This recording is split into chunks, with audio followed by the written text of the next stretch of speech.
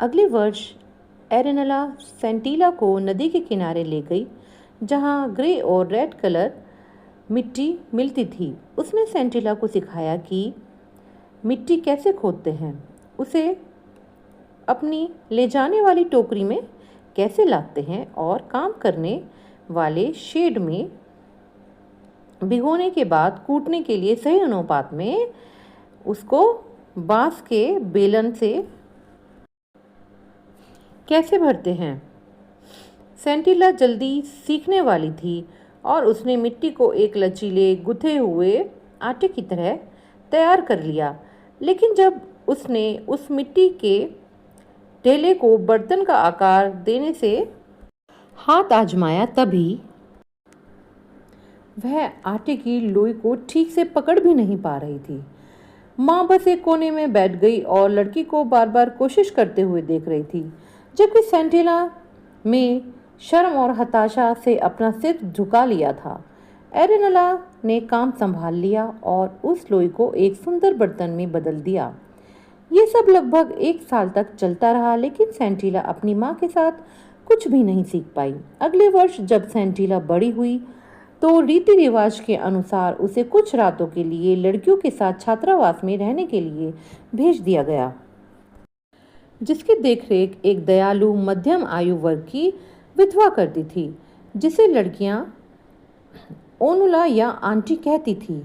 उसने सेंटिला के परिवार में चल रहे कलह के बारे में सुना था और हर संभव तरीके से लड़की की मदद करने का संकल्प लिया था। एक शाम जब सेंटिला को छोड़कर बाकी सभी लोग एक संगीत संध्या में शामिल हुए तो ओनुला ने उसे अपनी टोकरी से चुपचाप कुछ मिट्टी और औजार निकालते हुए देखा। मटके के अनाड़ी प्रयासों को देखकर उन्होंने महसूस किया कि सेंटिला बहुत तनाव में थी, जिससे मिट्टी सही आकार में उससे ली नहीं जा रही थी। जब सेंटिला ने थके हुए मन से बेडोल लोई को जमीन पर गिरने दिया तो एनुला उसके पास गई और कहा, चिंता मत करो छोटी बच्ची, मैं तुम्हें एक आदर्श मटका बनाना सिखाऊंगी। सेंटिला आश्चर्यचकित होकर देखती है जब ओनुला ने एक सुंदर मटका बनाया और उसे फिर से कोशिश करने के लिए कहा।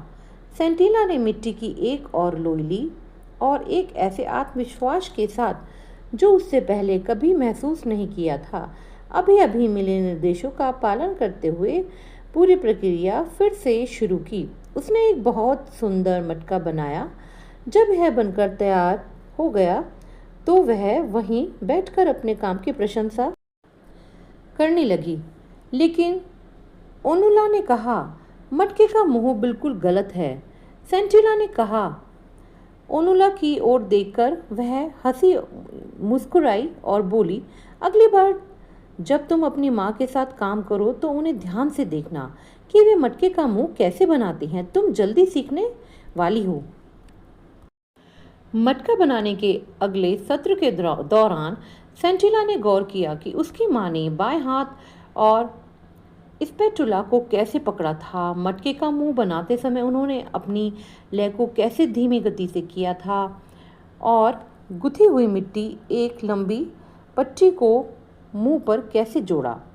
फिर एक खिली हुई धूप में एरेनला ने सेंटिला को कहा, उन्हें जितने हो सके उतने मटके बनाने की कोशिश करनी चाहिए, अन्यथा उन्हें सुखाने के लिए पर्याप्त धूप नहीं मिलेगी।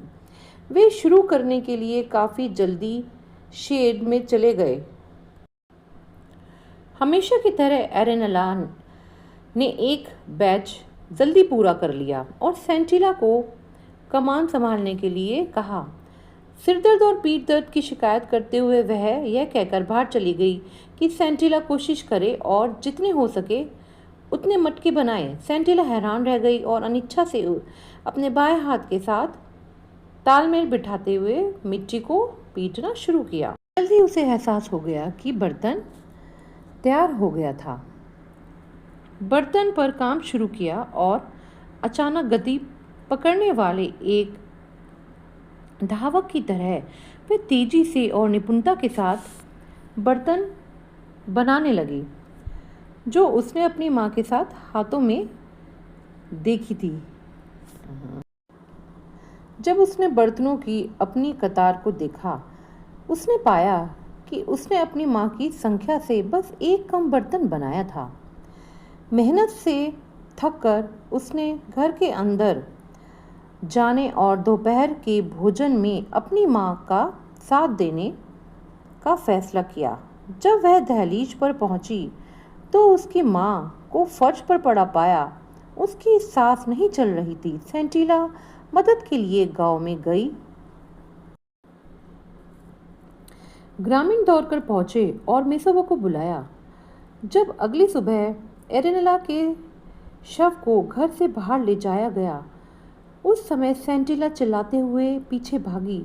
माँ, मैं नहीं चाहती थी कि यह इस तरह हो।